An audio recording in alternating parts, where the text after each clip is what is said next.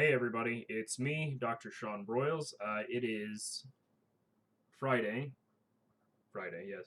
It is Friday, February 11th, and I'm recording for this class that I'm building for next week. If you don't already know, I build most of these classes week by week. Not always. Sometimes I have them pre-prepared. If you're wondering about this little business on my nose, I did not get in a bar fight. I cut myself shaving while trying to nick this little problem spot between my eyebrows. So I really love this week. I love what we're doing. I will start off by saying that I'm really big on art history. If you can't tell, I sort of attach images with every single lecture that we do. And I'm really excited for you guys to get into a little bit of the importance of art history because it goes far beyond just looking at pretty pictures.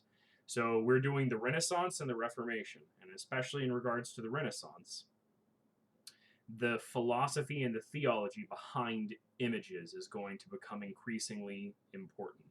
And so I want you to read your books. I think we're reading 4, 5, 6, and 7, which isn't too long. A lot of the questions that I'm going to ask in discussion come directly from this lecture that I'm filming right here and directly from your textbook, which, while brief, is accurate, mostly accurate. So I figured out a good system for doing this so that my lectures don't on video aren't incredibly disjointed. So I have over on my right monitor here, because I'm a true gamer and I have this massive 2-monitor setup with an incredible diesel-powered gaming machine. Can't wait for the release of Elden Ring. So if we go to the top and you go to week 6, Renaissance and Reformation, you may notice that I've put up a whole bunch of images. These are some of my favorite paintings, or at least what I think are the most important images. So, like Vitruvian Man is more of a sketch by Leonardo da Vinci at the end of the 15th century. It's not a painting, but it's really important for sort of looking how humanist influence actually started sort of reshifting focus on the human body, and not just purely in like a divine, sublime artistic beauty kind of way, but it really like it in an anatomical, mathematical way, which we'll see things like this and measuring the proportions of the human body up with the Fibonacci sequence of the human face and of the sort of bifurcation of the human torso. This will pop up again and again, and Renaissance men will be sort of obsessed with all these proportions and ideas. As we go down, we have The School of Athens by Raphael, one of my favorite paintings of all time, and probably one of the most recognizable images within the Western canon. If you'll notice, by the way, I don't have Mona Lisa up here. Mona Lisa is an important image. It's in one of the links that I posted. I just don't think it just does not strike me as incredible as many of these other images. And I've seen all of them in person. Like, I've been to the Louvre, and I've been to the Italian Museum of Renaissance Art. But you'll see here the creation of Adam, which is an interesting image. It's sort of like man reaching out and touching the finger of God, which is going to become sort of a very important theme whenever we're discussing humanism. So as we go down, what I want you to take from this, and whenever you start doing your reading, is I want you to ask, what is humanism? Like, if you have to, go to Wikipedia, type in humanism, and read as much of that as you can bear. Read your textbook. It does a pretty good explanation. But humanism isn't a singular moment, right? It's more of a philosophical movement. Like, we wouldn't sit here and say, oh, when does democracy start? There's sort of instances of democracy all throughout, instantiated all throughout human history, depending on where you look and how hard you look. So we wouldn't say, like, oh, when did democracy start? There's no hard date for when humanism starts. Humanism is an attitude, and it's sort of a body of philosophy. And it can roughly be approximated as, in the context of its order. So for 1,000 years, about 1,000 years at this point. So for about 1,000 years, really from the establishment of the papacy and popes like Gregory the Great, all the way through like the 13th to 15th centuries, there was an order, and it was a Catholic order. Now, that order had a lot of fractures, and a lot of people weren't happy with it. I'm going to talk about those fractures because that's very important for understanding why the Renaissance happens. The Renaissance is really the beginning of the fracture of the order that's going to end in the Reformation. But what happens is, all of a sudden, this whole time, all this culture that was lost. So these ancient Greeks and ancient Romans we talked about, like the histories of Livy, and the sort of theogony tales of Ovid, and some of the ancient Greek myths that we all know and love that we talked about at the beginning of class.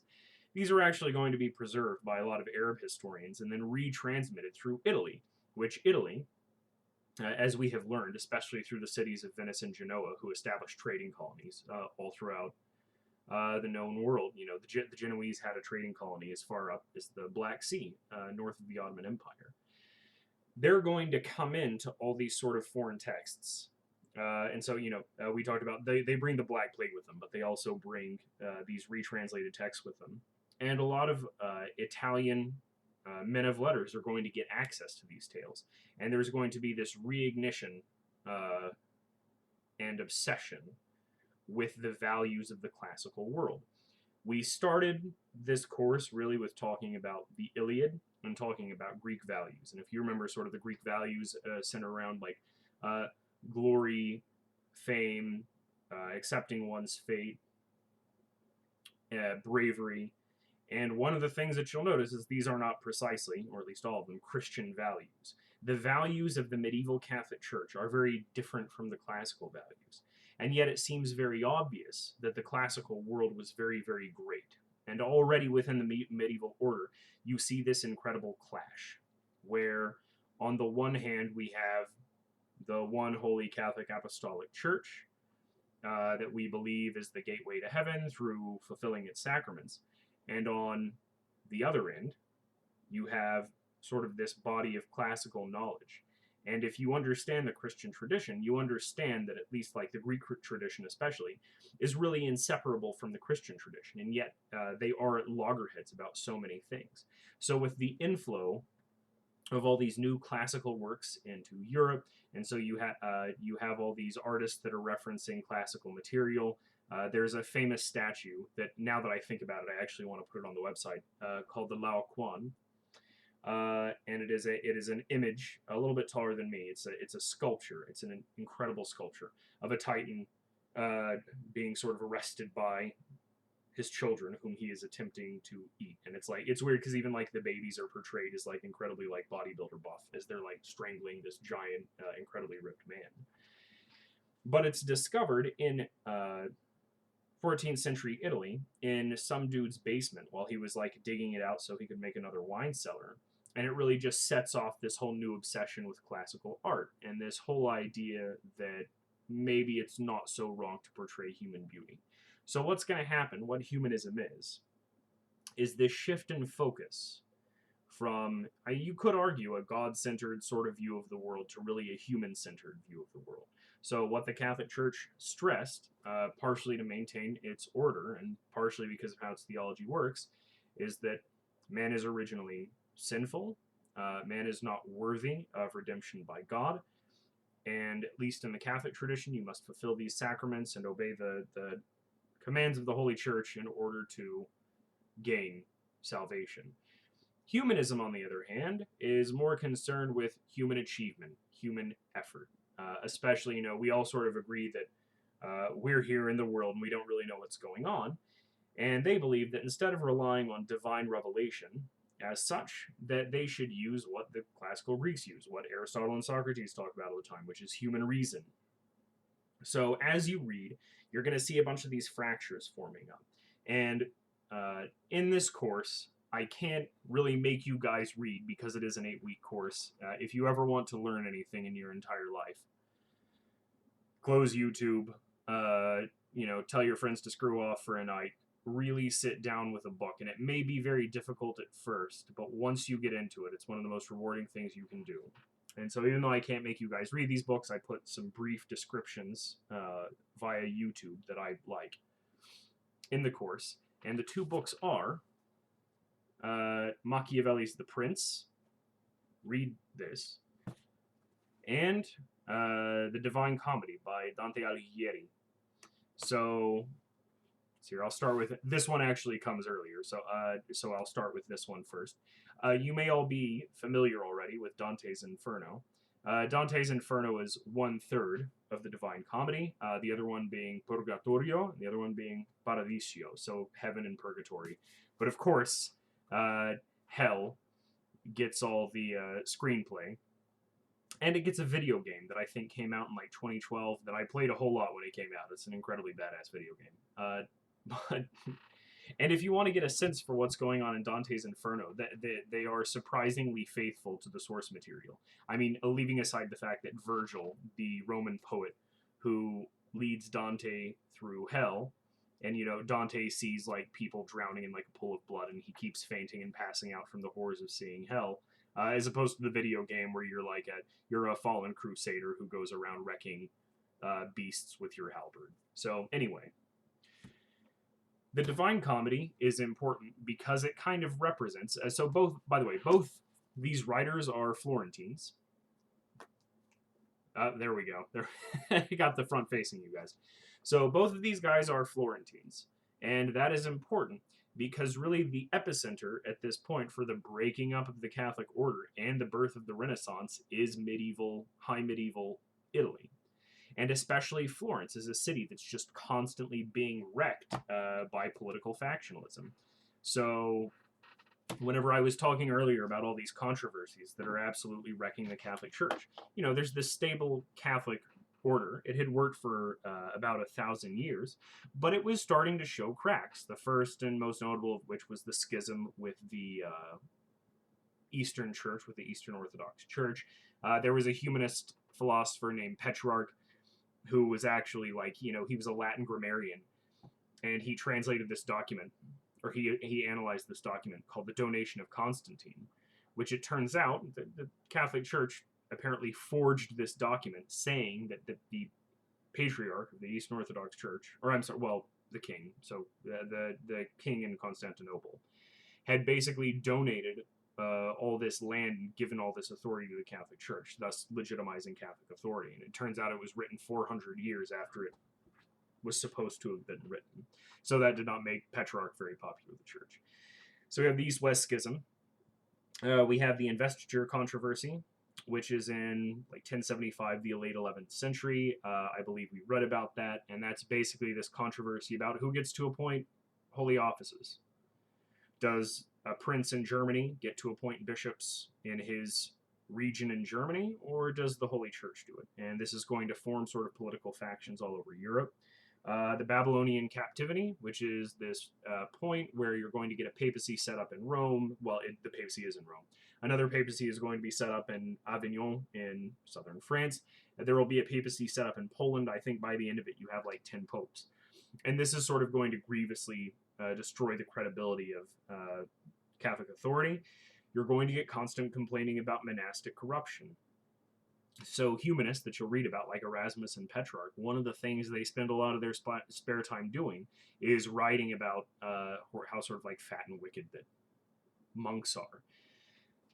Now, it turns out that some of these accounts are exaggerated. Now, certainly, one of the problems of monastic life was that they were an incredible financial drain, and no matter how gluttonously the monastics may or may not have lived, it was a financial drain, and this was starting to be a problem. We'll get up to that in the Reformation. And then overall, there's just political dissatisfaction. So the medieval Catholic Church had a lot to say about a lot of different aspects of life. And that did not just include, who you marry and who you worship. It also had a lot of ministrations about money, such as its mandate on usury, and that will become very important, especially in the English Reformation. So anyway, the point is, there's all these fractures in the Catholic order. And a great example of these fractures sort of coming out in the Catholic order is all this internecine civil war that exists all over Italy, but especially in places like Florence. So after the investiture controversy, don't get too lost in the weeds on this. After the investiture controversy, there's two parties. There's the Guelphs and the Ghibellines. The Ghibellines are defeated, and the Guelphs, which are this Florentine party, they break into the Black Guelphs and the White Guelphs. The Black Guelphs support papal authority, and the White Guelphs are against papal authority. And this has all sorts of other implications as to how the cities run and how Catholicism and papal authority gets interpreted, obviously. And so what happens is, so I think Dante Alighieri is, he's exiled from Florence in 1302. Later, Machiavelli is going to be captured by an opposing faction. He's going to be accused by a family called the Medicis that we'll learn about, and he's tortured by having his shoulders dislocated by being dragged up to a ceiling. So anyway, Dante has a lot of complaints about the church. He has a lot of complaints about the corruption of church authority. So, Martin Luther, who we're about to talk about, he wasn't the first man to express dissatisfaction with Catholic order. Dante Alighieri is going to have a lot of issues with Catholic authority, and he's going to put a lot of it in here. And I put an article talking about it. So I highly suggest you read this book, if not for its influence on Western culture. It is Dante's journey through hell, as he is led by his very favorite poet in the world. He was an absolute weeb for the Romans. He did not like the Greeks very much. And he especially loved the Roman poet Virgil, who he supposed, even though he was a pagan, gets sort of this esteemed spot. And as you'll see, all the pagan ancients that Dante likes don't end up being tortured in hell. They're usually given an esteemed place, or in like a place like Limbo or something. Now, one of the things that he is going to do is he's going to put his political opponents in here. He's going to put people in the Catholic Church that he does not like in here. And this is a theme that's going to pop up in this. It's going to pop up in art all throughout the Renaissance. So, for instance, Circle 4 of Dante's Inferno is the circle for greed and horrors, and sort of men get eternally dunked and boiled in pots of molten gold, and there's this giant wheel of gold that just constantly crushes them as they're lashed to it, and they have this sort of terrible existence, and it's filled with the clergy. It's clergy that he names usually. So I think probably one of the reasons why he was politically unpopular is because he names all these people directly. As soon as you enter hell in Dante's book, the first thing you see is Celestine V, who is a pope that abdicated whenever he was not supposed to abdicate, which was this huge blasphemy and violation of papal authority, which the papal appointment is supposed to be for life. And so Dante does not hold back in putting bishops and priests that he does not like into hell. So, what next? The Prince, Machiavelli. So, what Machiavelli is doing is Machiavelli is about 100 years after Dante Alighieri. And Machiavelli is also a Florentine. And he's also sort of wrapped up in this not controversy, it's a conflict, outright conflict, between the Guelph factions, who feel one way or another about papal authority. And what's going to happen, what is going to propel Machiavelli to fame, and what you may know him for, whenever we say the word Machiavellian, we usually mean something that's like draconian or incredibly evil, self-serving. It's like, I don't know if you ever saw Game of Thrones, but like Littlefinger is like peak Machiavellian thought, right? It's a conniving evil politician. It's Kevin Spacey in House of Cards. It's Littlefinger in Game of Thrones. This is what Machiavellianism is. It's amoral, highly pragmatic style of rule. Now, during the medieval period, there's an entire genre of literature, and it's called a mirror for princes. And it's, often a prince would be gifted a book.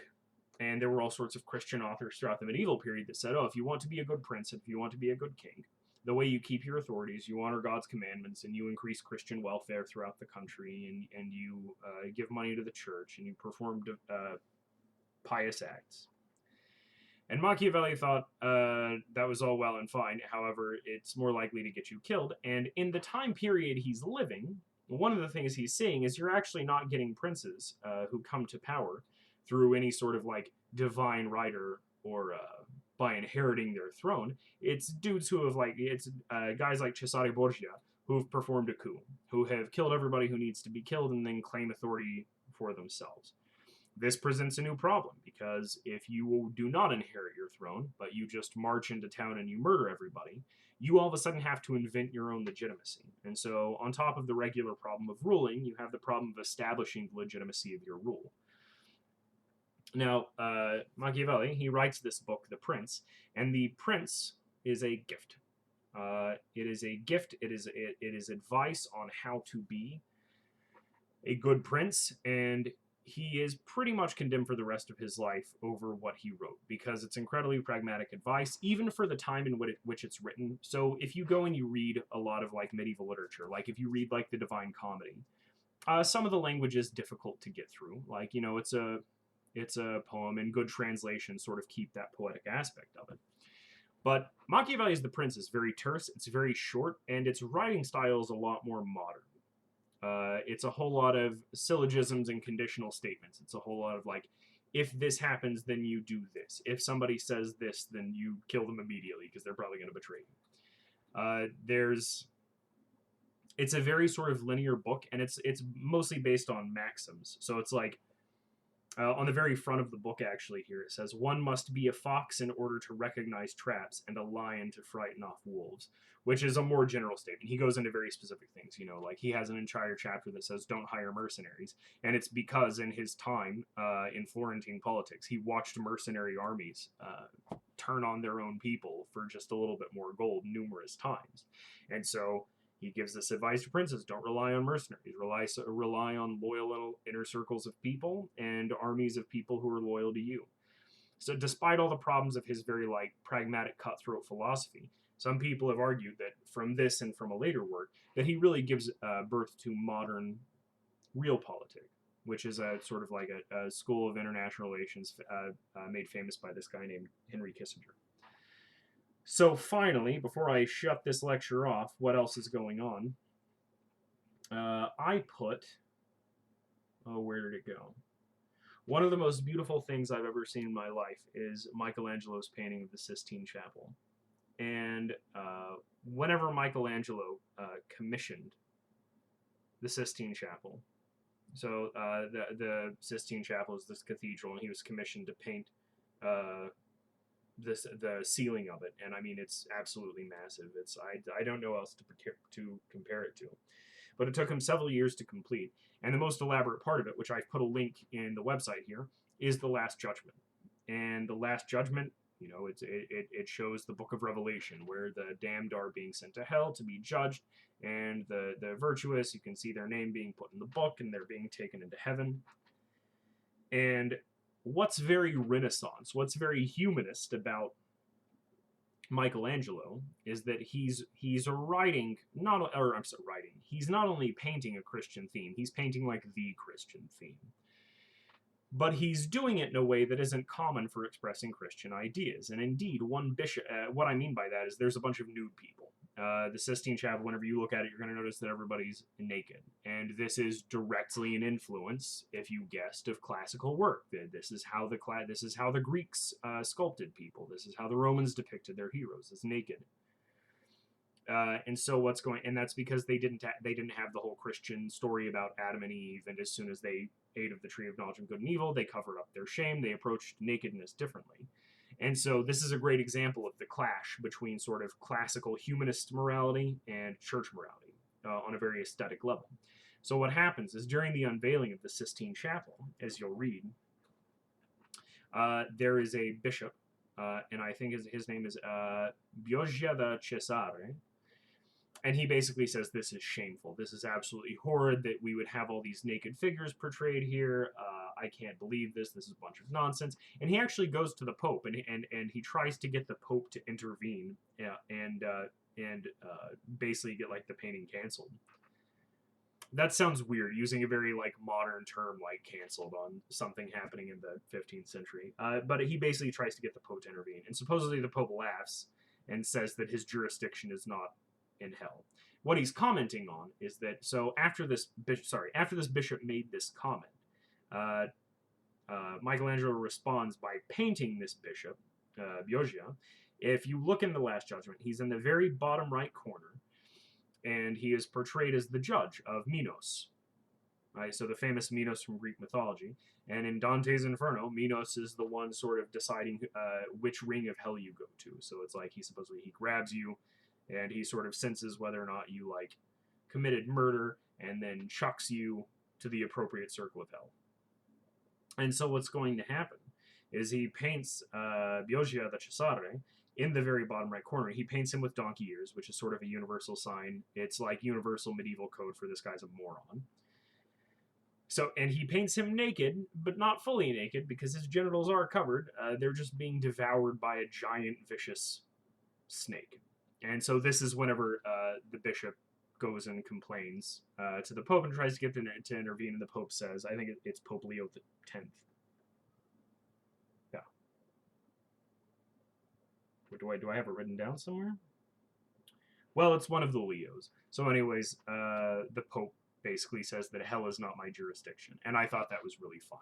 And it's also a really fun example of what we're talking about. The humanism and the Renaissance. So the Renaissance represents the clash between the rediscovery of ancient values through all these translated works that have come in and all these Greek statues that are discovered in Italy.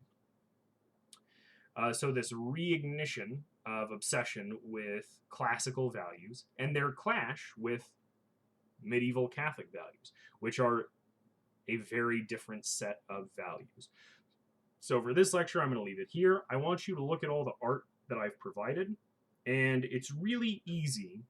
I promise I will leave with this simple note. It's really easy to look at a piece of art and just go like, oh, that's pretty. There's not much to look at. And I get that because I used to be quite a bit like that with art. Now, I'm not a modernist. I don't like modernism. I think modernism is absolute trash, and I have a whole series of theses and rants on precisely why modernism is trash and why just because you don't get modern art doesn't make you a Philistine or a moron. What I mean by that is I don't like it whenever academics overanalyze paintings. You know, like if you go to an art museum and somebody just painted a canvas like yellow, and there's like some dissertation written in this academic like newspeak where they sit there and they're like, oh yeah, this is about the sublimation of like the natural associations between light hues and whatever. It's bullshit. It's nonsense.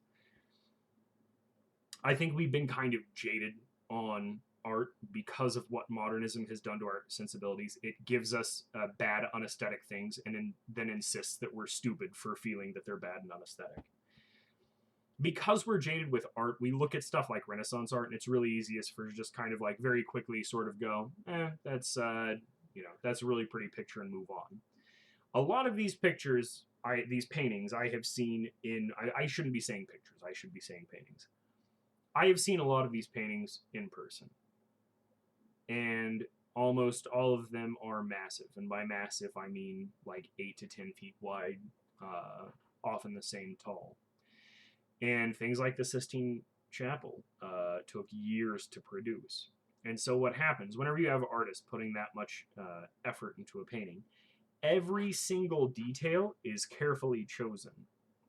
And beyond just the careful details, there will be Easter eggs, like a complaining bishop with donkey ears having his genitals gobbled by a giant demon snake. Or, another political enemy being poked and burned in hell because he disagreed with you and he arrested your friends. All throughout Renaissance art, if you pay really close attention to it and just read a little bit about the artwork, whenever you're looking at art, I want you to just look at the paintings. I provided versions of the paintings where you can click on them and you can zoom in. And I really want you to just sort of gloss over them and see what you like, look at how the colors are, and then go and read the Wikipedia page on them. I mean, I provided actual histories or summaries of each of the paintings here, but go read the histories of the paintings because you will learn a whole lot and you will learn to appreciate art more. It's really an exercise in being able to be still and sit in front of an image that may not be easy to sit in front of, but it will still teach you something. And it might not even be an easy image to sit in front of. I mean, later on, we're going to get works from guys like Hieronymus Bosch, who you could say is really the first modernist. I mean, more like bizarre, abstractist, surrealist depictions of hell. Far more bizarre than anything that could have been imagined in this time. But anyway, so I leave you guys with that. As usual, if you have questions, email me, and I'll maybe upload another video on the Protestant Reformation.